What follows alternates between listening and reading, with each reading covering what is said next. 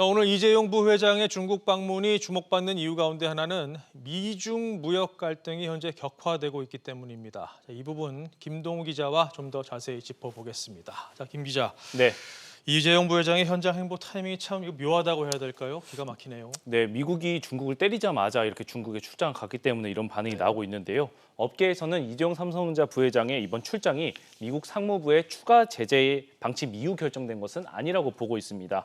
다만 이 부회장이 미국뿐 아니라 중국과도 우호적인 관계를 유지하겠다는 뜻을 보여주는 행보로는 볼 수 있을 것 같은데요. 네. 앞서 현지 시간으로 지난 15일 미국 상무부는 미국 기술로 제작되는 반도체에 한해서는 화웨이에 판매하려면 별도 승인을 받아야 한다고 규제를 강화했습니다. 이에 대해 중국 상무부도 모든 필요한 조처를 해서 중국 기업의 합법적인 권익을 단호히 지킬 것이라고 강하게 반발했습니다. 네.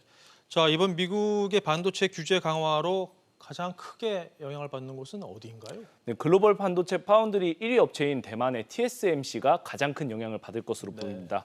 TSMC는 화웨이의 자회사인 하이실리콘이 설계한 반도체를 대신 제조해 왔는데요. 이 전체 매출의 14% 정도를 차지하고 있습니다. 로이터 등 외신 보도에 따르면 TSMC는 미국의 규제 강화에 따라서 화웨이의 신규 주문을 받지 않기로 한 것으로 전해졌는데요. 앞서 TSMC가 미국 애리조나의 파운드리 공장 건설 등 약 15조 원에 달하는 투자까지 발표를 했기 때문에 사실상 미국 측의 선 것이라는 해석이 나오고 있습니다. 네.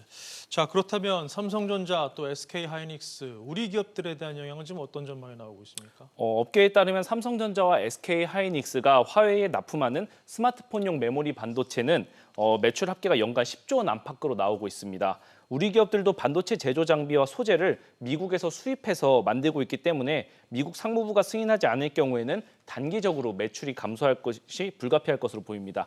다만 단기적 타격은 있겠지만 중장기적으로는 회복이 기대되는데요. 전문가 의견 직접 들어보시죠. 그런 스마트폰 자체는 하웨이 말고 이제 다른 중국 업체들도 만들게 될 겁니다. 그 감소된 부분만큼. 그쪽으로 수출이 가능하게 되면은 장기적으로는 큰 감소는 없을 거고요.